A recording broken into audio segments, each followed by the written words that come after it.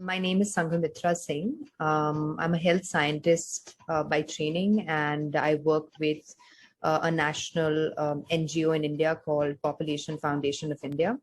We work on women's health, women's reproductive health in particular, within a gender equality framework. How beneficial is AI in resolving humanitarian I crises? think there is tremendous potential in the development sector for technology and AI platforms. The moment the reach of a particular medium becomes as widespread as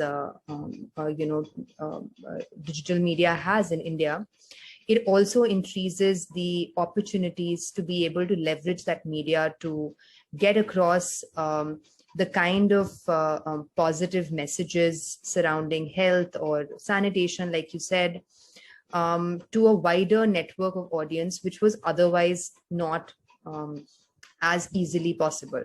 A major a fulcrum of our work is focusing on creating social and behavior change communication materials. So basically, leveraging the edutainment format to be able to connect with audiences, especially those in hard to reach areas and younger people in rural and peri-urban areas, on important messages around family planning, sanitation, women's health in general.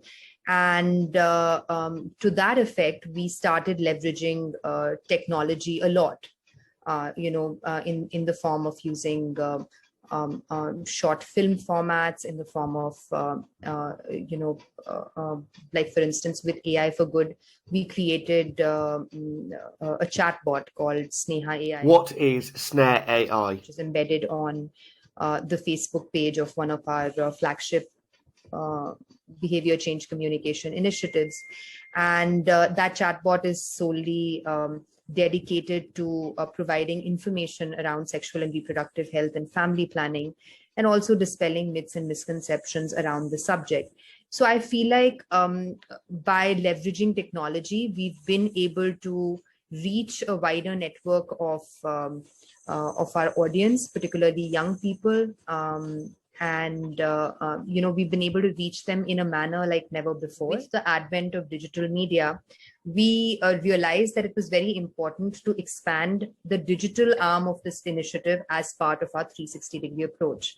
And as luck would have it, we connected with Kriti at the same time and explored the possibility of coming up with this chatbot, which uses the persona of the lead character of this series called Dr. Sneha, who is a doctor, who basically answers questions and provides information to the users of this chatbot, which is actually embedded on Facebook Messenger, on sexual and reproductive health issues, like several issues that young people might be facing.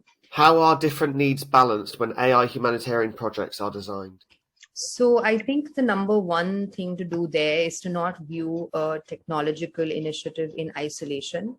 It's the kind of content that we put out there, whether it's on the chatbot or whether it's on any other digital platform that we've leveraged so far.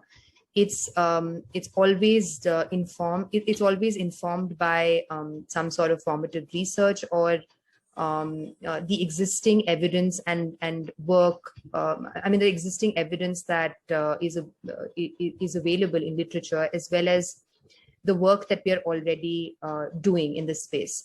So any, the success for any digital intervention is to always ensure that the formative research, which is backing the development of that content, it is very thorough and it is very informed. For instance, around sexual and reproductive health, if we talk about sexual and reproductive health of young people in India, there is enough evidence to suggest that there is tremendous stigma around any conversations on the subject. It's considered taboo. People don't talk about contraception openly.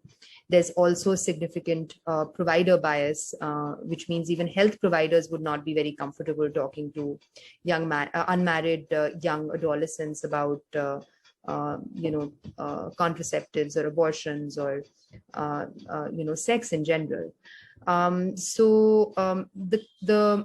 The content, or for that matter, in this case, the way we also approached the design of the chatbot also, it put a lot of emphasis on ensuring that we provided a very non-judgmental kind of tonality to the chatbot, and also emphasize a lot on privacy and security, because it's very important for a young person who is having this conversation on a chatbot to know that this is a secure environment. Is AI a better identifier of needs, or is it better at coming up with solutions? I think there's a bit of both, but I feel like the biggest challenge with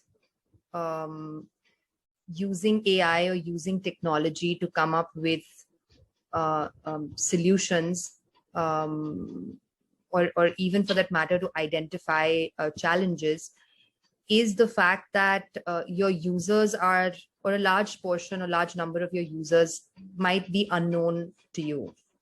It's a medium where not all your target groups will have a face or a name.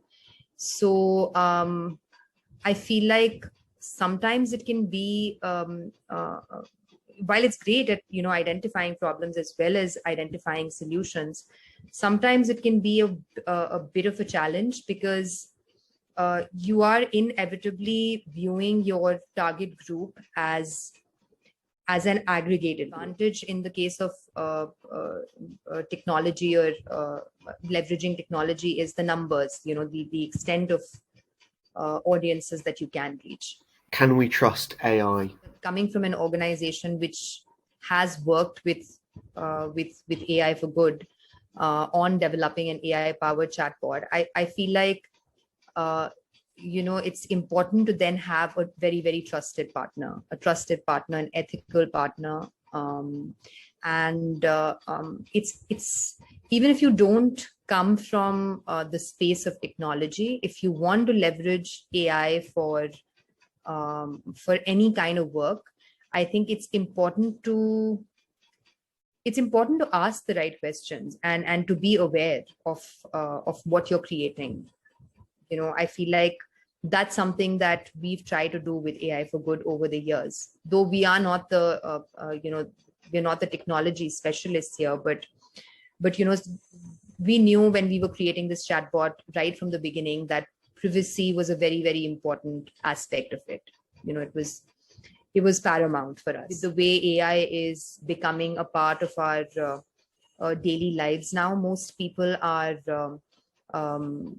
unaware of its potential, as well as where it can go, really, both in the positive and negative ways. And it's very important as a user to be to educate yourself, actually.